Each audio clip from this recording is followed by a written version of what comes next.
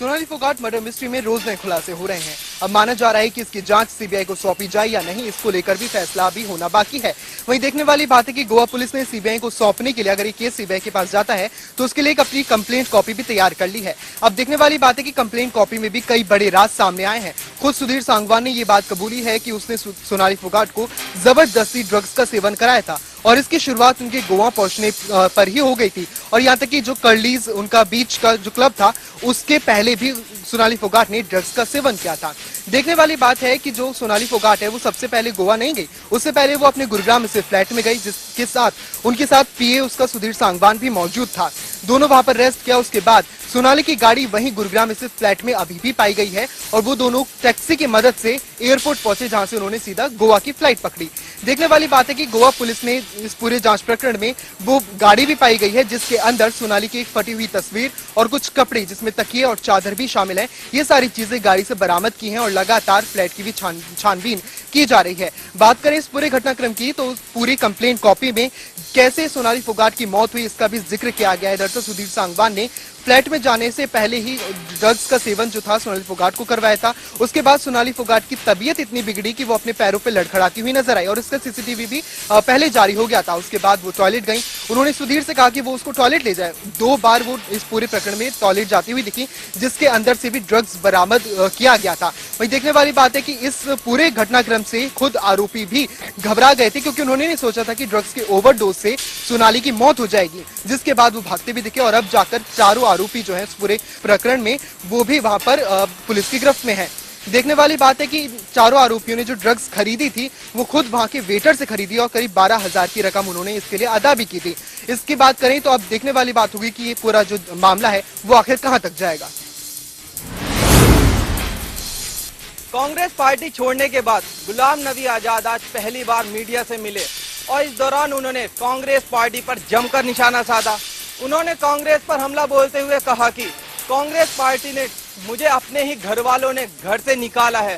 उन्होंने कहा कि कांग्रेस पार्टी में जो भी सुझाव दिए जाते हैं वो सुने ही नहीं जाते और इस दौरान उन्होंने पीएम मोदी की तारीफ भी की। उन्होंने कहा कि मैं पीएम मोदी को क्रूर समझता था, लेकिन उस इंसान में इंसानियत तो है।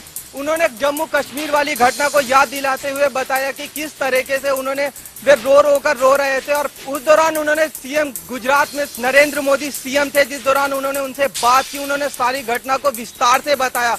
उन्होंने कहा जिस तरीके से पीएम मोदी एक सहानुभूति है, उनके अंदर इंसानियत है, जिस तरीके से वे आगे लोगों के बारे में सोचते हैं। मैं सोचता था कि उन्होंने अपनी वाइफ को छोड़ दिया है, शादी नहीं की है, तो शायद वे एक बहुत ही गलत आदमी होंगे, बहुत ही क्रूर आदमी होंगे, लेकिन ऐसा नहीं है।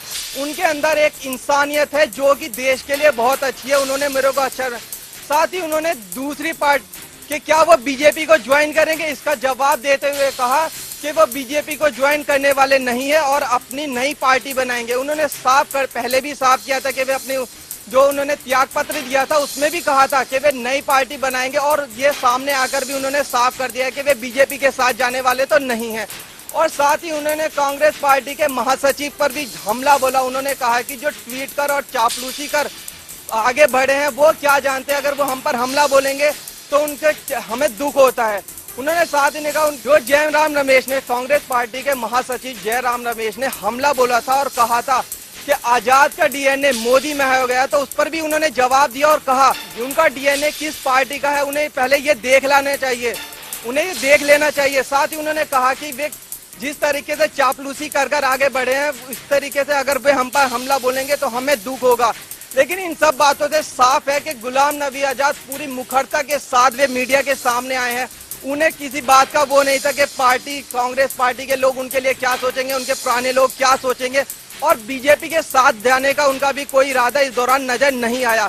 मतलब साफ है कि गुलाम नबी आजाद पूरी तरह से मोदी के पक्ष में है, लेकिन हो सकता है कि वह आगे चल के अपनी नई पार्टी बनाए और जम्मू कश्मीर में।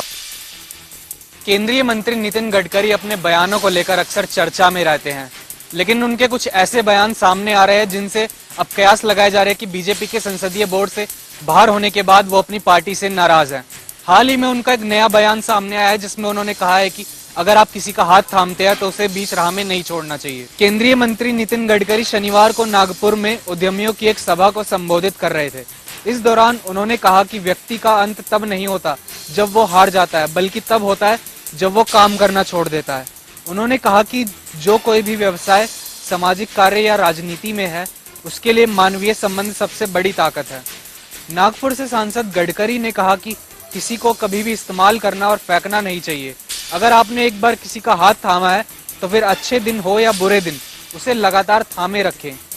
इसके साथ ही उन्होंने कहा कि उगते सूरज की पूजा ना करें। नितिन गडकरी ने कहा, जब वो एक छात्र नेता थे तब कांग्रेस नेता श्रीकांत जिचकर ने उन्हें बेहतर भविष्य के लिए कांग्रेस में शामिल होने के लिए कहा था। गडकरी ने बताया कि उन्होंने जवाब दिया कि वो कुएं में कूदकर मर जाएंगे, लेकिन कांग्रेस में शामिल नहीं होंगे क्योंकि उन्हें कांग्रेस की पार्टी की विचारधारा पसंद नहीं है। नितिन गडकरी को हाल ही में बीजेपी के संसदीय बोर्ड से बाहर किया गया है। कई मीडिया रिपोर्ट्स ने दावा किया है कि उन्हें उनके बयानों के चलते ये पद गंवाना पड़ा है। हालांकि बीजेपी और नितिन गडकरी की ओर से इस पर कोई बयान नहीं आया है। उधर बीजेपी सूत्रों के हवाले से एक खबर आई है कि बीजेपी ने संघ नेताओं की सहमति के बाद नितिन गडकरी को संसदीय बोर्ड से बाहर किया है। दरअसल नितिन गडकरी को संघ का करीबी माना जाता है। इतना ही नहीं, कई रिपोर्ट्स में ये भी दावा किया गया है कि संघ ने गडकरी को ऐसे बयानों को लेकर चेतावनी भी दी थी जो पार्टी को असहज स्थिति में ला देते हैं और विपक्ष को निशाना साधने का मौका देते हैं। आपको बता दें कि अगस्त 2022 में नितिन गडकरी ने एक बयान दिया था जिसमें उन्होंने कहा था कि सरकार समय से फैसले नहीं ले रही है। तो कहीं ना कहीं हो सकता है कि नितिन गडकरी के इन्हीं बयानों को देखते हुए उन्हें संसदीय बोर्ड से हटाया गया है। देश में 5G लॉन्च हो चुका है और ऐसा करने वाली पहली कंपनी रिलायंस बनी है, जिसको लेकर खुद मुकेश अंबानी ने कई बड़े ऐलान किए हैं। उन्होंने कहा है कि ब्रॉडबैंड स्पीड पहले से भी फास्ट होगी, जिसके चलते जियो 5G फिक्स्ड ब्रॉडबैंड लाइन का ऐलान किया है। वहीं कंपनी ने कहा है कि कम कीमत पर 5G ब्रॉडबैंड सर्विस दी जाएगी। इसके साथ ही कनेक्टेड सॉल्यूशन भी दिया जाएगा, जिसके जरिए इसको 100 मिलियन घरों को कनेक्ट किया जा सकेगा। वहीं मिली जानकारी के मुताबिक ये दुनिया का सबसे एडवांस 5G टेक्नोलॉजी होगा जो ऐसे टेक्नोलॉजी पर बेस्ड होगा। वहीं अंबानी ने कहा है कि company latest version 5G service लेकर आएगी जो स्टैंड अलोन होगी। इसके साथ ही जो दूसरी कंपनियां हैं वो पुराने सॉल्यूशन का यूज करके 5G लॉन्च करेंगी, जबकि जियो जो है वो स्टैंड अलोन 5G सर्विस का इस्तेमाल करके लॉन्च करेगा। वहीं उन्होंने ये भी कहा कि जियो 5G दिवाली के समय लॉन्च किया जाएगा। वहीं मुकेश अंबानी ने यह भी कहा कि इस सर्विस को सबसे पहले मेट्रो सिटी में लॉन्च करेंगे, जिसके बाद शहरों में लॉन्च कर दिया जाएगा। हरियाणा के पूर्व मुख्यमंत्री और इनेलो सुप्रीमो चौधरी ओम प्रकाश चौटाला ने कहा कि देश और प्रदेश में तीसरे मोर्चे का गठन जरूर होगा। उन्होंने कहा कि मौजूदा सरकार की नीतियों से आज जनता पूरी तरह से त्रस्त हो चुकी है। उन्होंने दावा किया कि देश ही नहीं बल्कि प्रदेश से भी लोग मौजूदा सरकार के नुमाइंदे दूसरी पार्टियों में शामिल हो रहे हैं। उन्होंने कहा कि विपक्ष में ऐसा कुछ भी नहीं है। पूर्व मुख्यमंत्री ने कहा कि 25 सितंबर को चौधरी देवीलाल का जन्म दिवस फतेहाबाद में मनाया जाएगा और उसमें देश भर के विभिन्न राजनीतिक पार्टियों के लोग एक मंच पर इकट्ठा होंगे, जिनको देखकर यहाँ के लोगों को उत्साह बनेगा।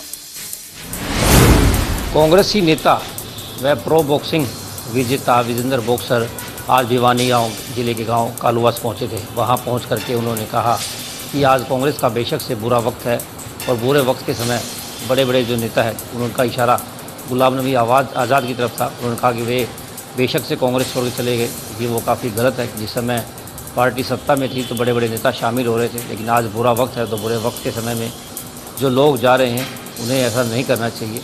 साथ ही उन्होंने कहा कि बॉक्सिंग जो है अगर हरियाणा के मुख्यमंत्री चाहें तो प्रो बॉक्सिंग हरियाणा में भी शुरू की जा सकती है और वे भी इस मामले में सरकार का साथ देंगे।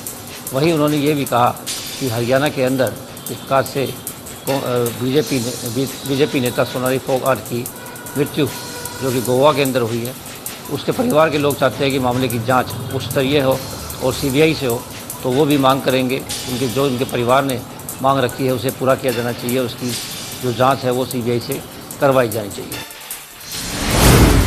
पंचायती चुनाव को देखते हुए भाजपा पार्टी पूरी तरह से अलर्ट मोड में दिखाई दे रही है। इसी के चलते भाजपा के प्रदेश अध्यक्ष ओम प्रकाश धनखड़ प्रदेश के हर जिले में जाकर कार्यकर्ताओं के साथ बैठकें कर रहे हैं। इसी कड़ी में आज भाजपा के प्रदेश अध्यक्ष ओम प्रकाश धनखड़ माथुराम कम्युनिटी सेंटर में पहुंचे और उन्होंने 5 जिले के पन्ना प्रमुख व मंडल स्तर के नेताओं के साथ बैठकें की।